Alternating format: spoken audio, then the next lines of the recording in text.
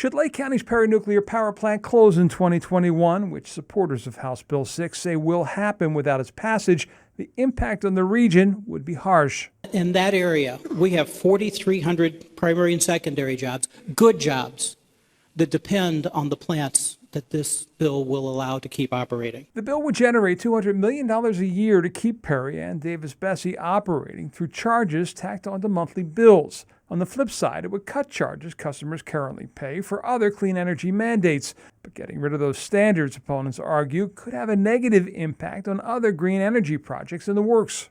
There are 10,000 megawatts of solar in development in the state of Ohio right now.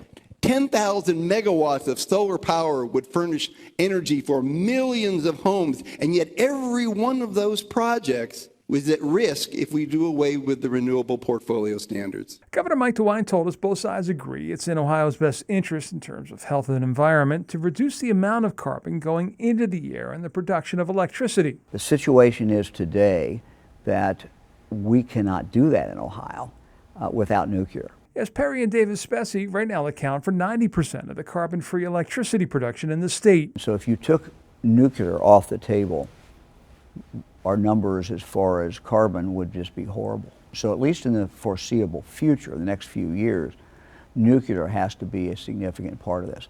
Committee hearings in the Senate could start this week. John Kosick, News 5.